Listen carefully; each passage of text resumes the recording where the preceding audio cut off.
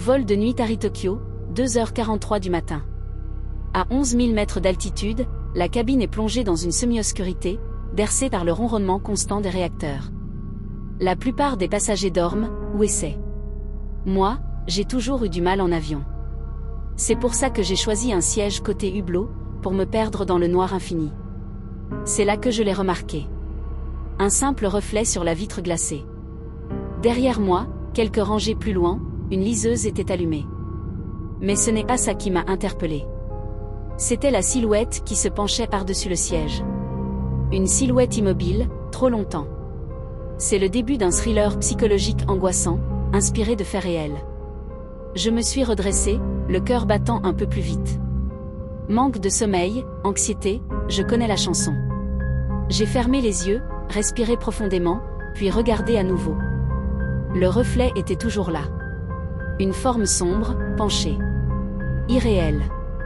Je me suis tourné discrètement, essayant de jeter un œil par-dessus mon siège. Rien. Juste des têtes endormies. L'allée était vide, à part une hôtesse qui passait silencieusement avec un sac poubelle. Je me suis dit que j'avais dû rêver. Pourtant, ce sentiment étrange ne me quittait pas.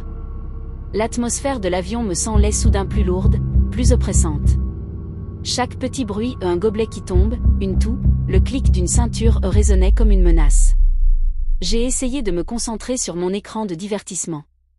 La carte de vol indiquait notre position, quelques arts au-dessus de la Sibérie. Un désert de glace et de nuit. Puis, mon écran a clignoté. Un message est apparu, passager K. Tanaka, veuillez contacter un membre de l'équipage. Le message a disparu aussi vite qu'il était venu. Tanaka. Ce nom me disait quelque chose. J'avais l'impression de l'avoir entendu à l'embarquement. Mais impossible de m'en souvenir. La paranoïa commençait à s'installer, doucement, insidieusement. 1 heure plus tard, impossible de dormir. L'image de la silhouette et ce nom, Tanaka, tournait en boucle dans ma tête. J'ai décidé d'agir. J'ai sonné pour appeler une hôtesse.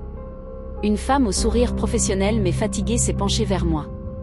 Je lui ai demandé, à voix basse, si tout allait bien. Elle m'a rassuré. Oui, monsieur, pourquoi? C'est un vol très calme. J'ai hésité, puis j'ai parlé de la silhouette, du message sur l'écran. Son sourire s'est figé une fraction de seconde. Des bugs électroniques, ça arrive. Et pour la silhouette, vous deviez être fatigué. Sa réponse était trop lisse, trop préparée. Alors que je la regardais s'éloigner, je l'ai vu échanger un regard rapide avec son collègue, au fond de l'appareil. Un regard qui en disait long. Plus tard, une annonce du commandant de bord a crépité dans les haut-parleurs. Chers passagers, nous allons traverser une zone de turbulence légère. Presque au même moment, j'ai entendu des chuchotements derrière moi. 2 passagers parlaient à voix basse. J'ai tendu l'oreille et j'ai saisi des bribes de phrases. Encore comme la dernière fois, virgule, on sur cette ligne, virgule, on le protocole. La turbulence a commencé, secouant la carlingue juste assez pour couvrir leur conversation. Le pire, ce n'est pas d'avoir peur.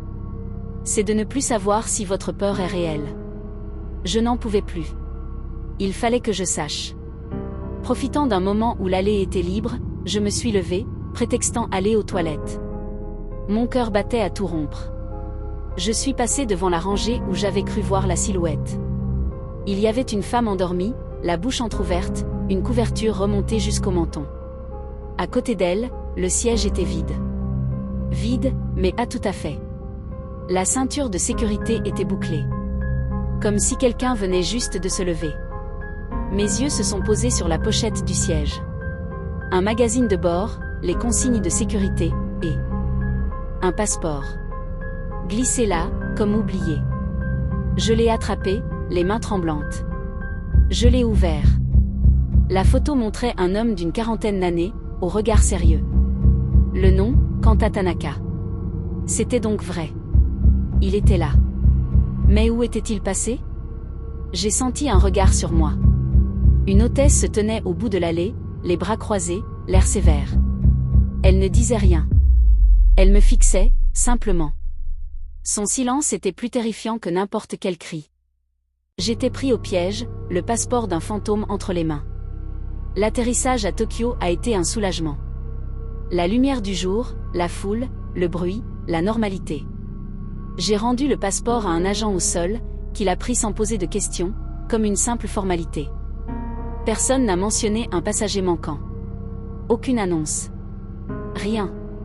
J'ai récupéré ma valise, prêt à oublier cette nuit de cauchemar. C'est en rallumant mon téléphone que je l'ai vu. Un message. Envoyé depuis un numéro inconnu. Il n'y avait qu'une seule phrase, ne cherchez pas à comprendre. C'est mieux pour vous. J'ai regardé autour de moi, dans la foule de l'aéroport. Des centaines de visages anonymes. Était-ce une mauvaise blague? Ou un avertissement? Je ne le saurai jamais. Et c'est peut-être ça, le plus effrayant. En vol, on pense que le plus grand danger est dehors. Mais on se trompe. Le vide le plus terrifiant n'est pas sous l'avion. Il est juste derrière nos yeux.